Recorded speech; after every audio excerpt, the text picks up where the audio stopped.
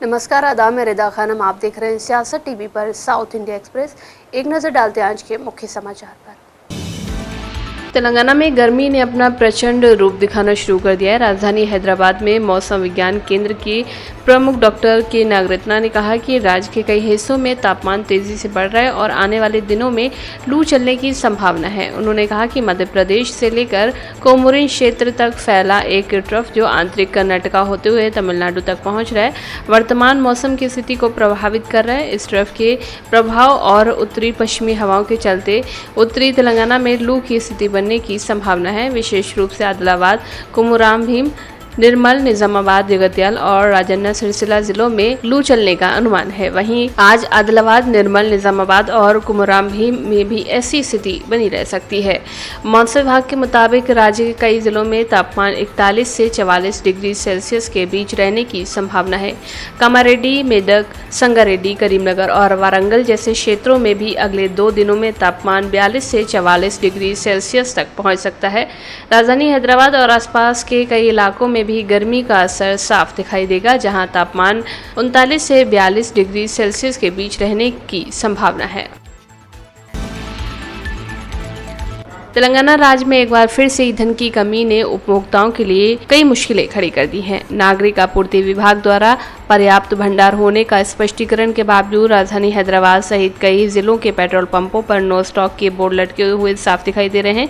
मिली जानकारी के मुताबिक ईंधन की ये समस्या पहले केवल पड़ोसी राज्य आंध्र प्रदेश तक सीमित थी। अब तेलंगाना में भी जमीनी स्तर पर इसी तरह के हालात देखने को मिल रहे हैं, जिससे वाहनों चालकों में चिंता बढ़ गई है। कई स्थानों पर पेट्रोल पंपों पर स्टॉक न होने की सूचना दी जा रही है। इसके परिणाम स्वरूप जिन पंपों पर स्टॉक उपलब्ध हैं, वहां वाहनों की कई किलोमीटर लंबी कतारें देखने को मिल रही हैं। शहर में सोशल मीडिया पर फैल रही अफवाहों और नो स्टॉक बोर्डों के कारण एक बार फिर से पैनिक बाइंग यानी कि घबराहट में खरीदारी की स्थिति बन गई है। वर्तमान में पेट्रोल की तुलना में डीजल की कमी अधिक गंभीर नजर आ रही है। पंप संचालकों का कहना है कि कई जगहों पर सिर्फ पेट्रोल उपलब्ध है और डीजल का स्टॉक खत्म हो चुका है। चूंकि डीजल का उपयोग कृषि कार्यों और भारी वाहनों के लिए किया जाता है, इसलिए इसकी कमी का व्यापक असर पड़ रहा है। तेलुगु टीवी एक्ट्रेस आशु रेड्डी, जिसके खिलाफ हैदराबाद सेंट्रल क्राइम स्टेशन ने 9.35 करोड़ रुपए की कथित धोखाधड़ी मामले में केस दर्ज किया है। उन्होंने आज तेलंगाना हाई कोर्ट का रुख किया है। उन्होंने अपने खिलाफ दर्ज एफआईआर को रद्द करने की मांग की है। अपनी याचिका में अभिनेत्री, जो लोकप्रिय reality show big boss Telugu में अपनी भागीदारी के लिए जानी जाती है, उन्होंने ये तर्क दिया है कि पुलिस ने उसका पक्ष दर्ज किए बिना ही मामला दर्ज कर लिया और ये कि एफआईआर केवल उनकी प्रतिष्ठा को नुकसान पहुंचाने के एकमात्र इरादे से दायर की गई थी। उन्होंने अदालत से आग्रह किया है कि वो जांच पर रोक लगाए और पुलिस को इस मामले में कोई भी आगे की कार्रवाई करने से रोके। इस याचिका पर जल्द ही सुनवाई होने की उम्मीद है। ये मामला हैदराबाद के शेखपेट में रहने वाले सत्यनारायण की शिकायत से जुड़ा है। सत्यनारायण लंदन में रहने वाले सॉफ्टवेयर इंजीनियर YV धर्मेंद्र के पिता हैं। शिकायतकर्ता ने आरोप लगाया कि रेड्डी ने उनके बेटे से शादी करने का वादा किया था। 2018 से 25 के बीच अपने रिश्ते के दौरान उन्होंने धर्मेंद्र को गाड़ियों, लगभग 5 किलोग्राम सोने और कई फ्लैट पर बड़ी रकम खर्च करने के लिए उकसाया। आरोप है कि ये सभी चीजें अभिनेत्री के नाम पर रजिस्टर करवाई गई थीं। आपके राष्ट्रीय संयोजक अरविंद केजरीवाल द्वारा जस्टिस स्वर्णकांता शर्मा को लिखे पत्र और दिल्ली आबकारी निधि मामले की सुनवाई के लिए खुद या वकील के जरिए पेश होने से इनकार करने पर भाजपा प्रवक्ता प्रकाश रेड्डी ने कहा कि आप नेता केजरीवाल को कोर्ट के मुख्य न्यायाधीश से अपने मामले के जज को बदलने के लिए कहने का पूरा अधिकार है। वे इस देश के नागरिक हैं और उन्हें यह अधिकार है, लेकिन जब आप जज को बदलने के लिए कह रहे हैं तो आपको जज पर कोई भी गलत इरादा रखने का आरोप लगाने का कोई भी हक नहीं है। एक पूर्व सीएम होने के नाते आप किसी भी जज पर कोई आरोप नहीं लगा सकते। ये देश के हितों के खिलाफ है और संवैधानिक मूल्यों का उल्लंघन करता है। एक तरफ आप अपने अधिकार का इस्तेमाल कर रहे हैं, लेकिन दूसरी तरफ आप बुनियादी संवैधानिक दायित्वों का उल्लंघन कर रहे हैं। न्याय सिर्फ इसलिए नहीं मिलेगा कि कोई भी किसी खास विचारधारा या किसी खास झुकाव से जुड़ा है, बल्कि आपके मामले की खूबियों के आधार पर मिलेगा। सरकारी परीक्षा निदेशालय बुधवार को 2 बजे एसएससी पब्लिक परीक्षाओं के नतीजे जारी करेगा। नतीजों की घोषणा के बाद डीजी की वेबसाइट पर जाकर नतीजे देखे जा सकते हैं। इंटरनेट मार्क्स मेमो के भी सीधे छात्रों के रजिस्टर्ड मोबाइल नंबर पर नंबर भेजे जाएंगे। ये सुविधा उन छात्रों को मिलेगी जिन्होंने पहले मी सेवा तेलंगाना चैटबोट के जरिए अपना एसएससी पब्लिक परीक्षा का हॉल टिकट डाउनलोड किया था। हालांकि जो छात्र पहली बार ये सुविधा इस्तेमाल कर रहे हैं उन्हें 8096958096 नंबर सेव करना होगा। चैटबॉट शुरू करने के लिए उन्हें व्हाट्सएप पर इस नंबर पर हाय मैसेज भेजना होगा, जिसके बाद उन्हें एसएससी पब्लिक एग्जाम के नतीजे चुनने होंगे और ओपन सर्विस पर टैप करना होगा। हॉल टिकट नंबर और जन्म की तारीख डालने के बाद नतीजा तुरंत मिल जाएगा। इन एग्जाम के लिए कुल 5,28,239 छात्रों ने रजिस्ट्रेशन कराया था, जिनमें से 2,67,954 लड़के और 2,60,285 लड़कियां शामिल थीं। ये एग्जाम 14 अप्रैल से 16 अप्रैल के बीच हुए थे। गुजरात के निकाय चुनाव में एक बार फिर से नया राजनीतिक मोड़ देखने को मिल रहा है, जहां असदुद्दीन ओवैसी की पार्टी एमआईएम ने अपनी मौजूदगी दर्ज कराते हुए खासकर कच्छ इलाके में शानदार प्रदर्शन किया है।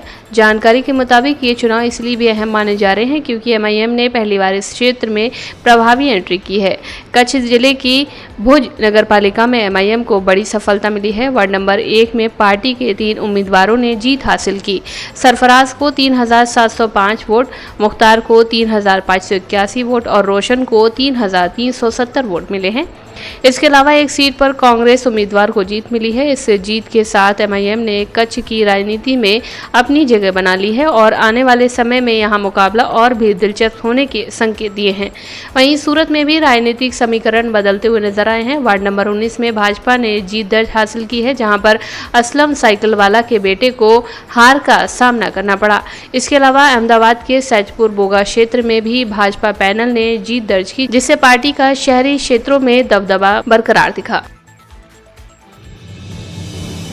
आंध्र प्रदेश के मुख्यमंत्री एन चंद्रबाबू नायडू ने विशाखापट्टनम के पास गूगल के 15 अरब अमेरिकी डॉलर के कृत्रिम मेगा डेटा सेंटर की आज आधारशिला रखी। ये 1 गीगावाट क्षमता वाला डेटा सेंटर भारत के डिजिटल बुनियादी ढांचे के विकास में एक बड़ा कदम माना जा रहा है। आधिकारिक बयान के मुताबिक ये देश के सबसे बड़े एआई सेंटर डेटा में से एक होगा और उन्नत एआई क्लाउड इंफ्रास्ट्रक्चर तथा बड़े पैमाने पर डेटा भंडारण क्षमता प्रदान करेगा। ये डेटा सेंटर तारल बुढ़ा अदाविरम और रामबिल्ली गांव में करीब 600 एकड़ भूमि पर बनाया जाएगा। इसमें अन्य निजी भागीदार भी शामिल होंगे और इसका उद्देश्य राज्य में बहु गीगावाट डिजिटल परिवेश विकसित करना है। राज्य सरकार ने दीर्घकालिक योजना के तहत करीब 6.5 गीगावाट क्षमता वाला डिजिटल परिवेश विकसित करने का लक्ष्य रखा है, ताकि आंध्र प्रदेश को एक प्रमुख डेटा केंद्र के रूप में स्थापित किया जा सके। देश की राजधानी दिल्ली स्थित एक यूनिवर्सिटी फिर छात्र राजनीति को लेकर चर्चा में है। ताज़ा मामला जामिया मिलिया इस्लामिया से जुड़ा हुआ है। जामिया में आरएसएस का एक कार्यक्रम मंगलवार को प्रस्तावित था। कार्यक्रम शुरू होने से पहले ही छात्र संगठन ऑल इंडिया स्टूडेंट एसोसिएशन और कुछ अन्य छात्र समूहों ने इसका विरोध करना शुरू कर दिया। ऐसा के बैनर तले छात्रों ने कार्यक्रम स्थल के बाहर नारेबाजी करते हुए प्रदर्शन शुरू कर दिया। कुल जम्मा कार्यक्रम को लेकर जामिया में बवाल शुरू हो गया। पूर्व घोषणा के अनुसार कार्यक्रम सुबह 10:30 बजे से शुरू होना था, लेकिन अभी तक शुरू नहीं हो पाया। वहीं कार्यक्रम के पोस्टपोन होने की अभी भी कोई भी आधिकारिक सूचना नहीं दी गई है। जानकारी के मुताबिक आरएसएस की तरफ से युवा कुंभ नाम से एक कार्यक्रम आयोजित किया जाना था। यह आरएसएस के शताब्दी वर्ष का एक कार्यक्रम था, जिसे जामिया मिलिया इस्लामिया के एफईटी ऑडिटोरियम में आयोजित किया जाना था। ऐसा का कहना है कि इस तरह के कार्यक्रमों के जरिए आरएसएस यूनिवर्सिटीज में अपनी विचारधारा फैलाने की कोशिश कर रहा है। ऐसा ने बयान जारी कर कहा है कि जामिया प्रशासन ने आरएसएस को कार्यक्रम करने की अनुमति दी, जबकि किसी भी छात्र संगठन को ऐसे कार्यक्रमों की अनुमति नहीं मिलती है। ऐसा ने आरोप लगाया कि आरएसएस जैसे संगठन को कैंपस में कार्यक्रम की अनुमति देना सांप्रदायिक एजेंडे को बढ़ावा देना है। आज हमने यहाँ पे प्रोटेस्ट ऑर्गेनाइज किया था। उसका रीज़न ये था कि आरएसएस ने यहाँ पे युवा महाकुंभ के नाम से अपना प्रोग्राम कराया था। उस पे हमारे आदरणीय वीसी साहब मज़हर आसिफ साहब आए थे, हमारे रजिस्ट्रार मेहताब साहब आलम आते हैं और बाकायदा उनको इंजीनियरिंग एफईटी ऑडिटोरियम प्रोवाइड किया जाता है। अफसोस की बात यह है कि एनएसटीआई हो, आइसा हो या कोई भी ऑर्गेनाइजेशन हो, अगर हम प्रोक्टोरियल टीम पे जाते हैं कि हमें कैंपस में एक डेजिग्नेटेड एरिया दिया गया है गेट नंबर 18 पे कि आप वहाँ पे पीसफुल तरीके से अपनी बातें करें, प्रोटेस्ट करें। और वो बिल्कुल कूड़ा जैसा वो है, उस पर फर्श पे बैठेंगे आप तो वहाँ बैठ नहीं पाएंगे, इतनी धूल और मिट्टी है। अभी हमने एक टॉक कराया था, IAS गोपीनाथन वहाँ पे आए थे। उस टॉक में वहाँ पे उनकी परमिशन उन्होंने नहीं दी, और आप एडमिनिस्ट्रेशन RSS का प्रोग्राम FET ऑडिटोरियम के मेन कैंपस में करवा रहे हो। और आज के प्रोटेस्ट में हमने प्रोटेस्ट ऑर्गेनाइज किया। हमारा प्रोटेस्ट पीसफुल था बिल्कुल, लेकिन एडमिनिस्ट्रेशन के लोग, गार्ड्स, HODs, फैकल्टीज, बाकायदा हमारे पास वीडियोस हैं उन सबके, वो लोग अपना हाथ चला रहे थे। हमारे लड़कियों को मारा गया, हमारे लड़कों को मारा गया, हमारे स्टूडेंट को पीटा गया। और ABVP के बच्चे जो बाहर से आए थे, जो RSS के लोग थे, वो अब हमें मारने का प्लान करते हैं। और अंदर वो हमें आए रोकने, गार्ड्स रोके, एडमिनिस्ट्रेशन रोके प्रोटेस्ट करने को, वो हमें धक्का दे रहे हैं। आज मैं एडमिनिस्ट्रेशन से ये सवाल पूछना चाहता हूँ कि आखिर RSS के लोगों को आपने इतनी हिम्मत क्यों दे दी है कि वो रोकने आए हैं हमें? ये हाँ, मोस्टली लोग बाहर के थे। कार्यक्रम का विरोध क्यों कर रहे हैं आप लोग?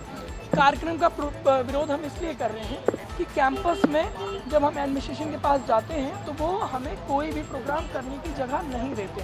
वो कहते हैं कि गेट नंबर 18 पे आप जाइए, आपको वहाँ पे एक जगह दिया गया है।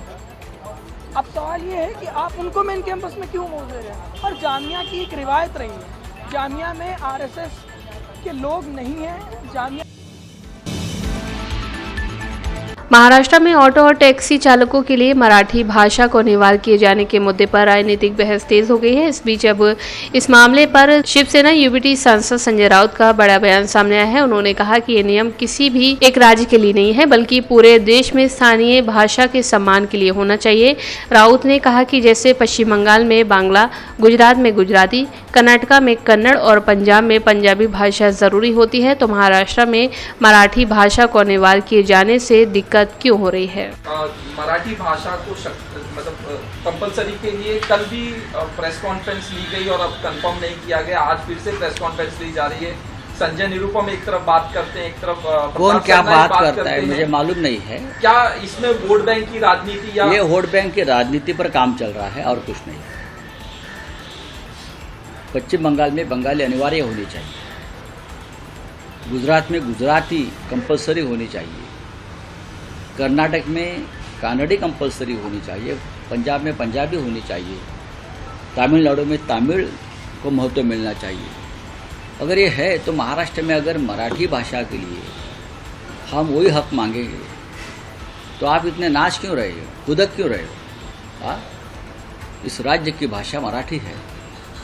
कौन सी वोट बैंक है और किसकी वोट बैंक है? आप वोट बैंक के लिए मराठी का अपमान करोगे? ये नहीं चलेगा। मैं इस राज्य के जो ट्रांसपोर्ट मिनिस्टर है मिस्टर सरनाई, अगर सचमुच ये मराठी भाषा उनके मन से अनिवार्य करना चाहते हैं रिक्शा चलाने वालों को, तो उसमें कोई गलत नहीं है।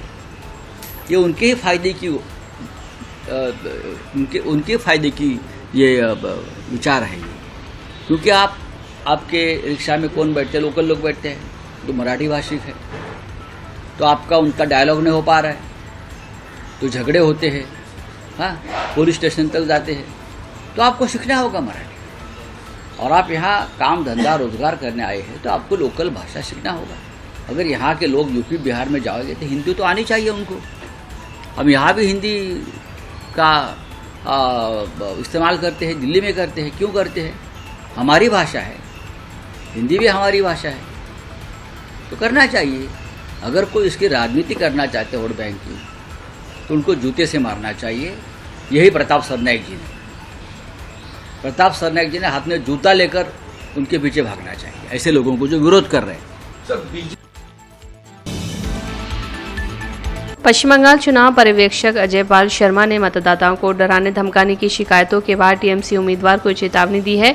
दमदम उत्तर विधानसभा क्षेत्र से टीएमसी उम्मीदवार चंद्रमा भट्टाचार्य ने कहा कि मैं पूछना चाहती हूं कि एनकाउंटर क्या होता है। मान लीजिए पुलिस ने किसी अपराध के लिए किसी व्यक्ति को अपनी हिरासत में लिया है और वो व्यक्ति भाग जाता है, तब आप एनकाउंटर करते हैं, लेकिन उस स्थिति के लिए भी कानून बने हुए हैं, तो फिर वे एनकाउंटर की बात कैसे कर सकते हैं।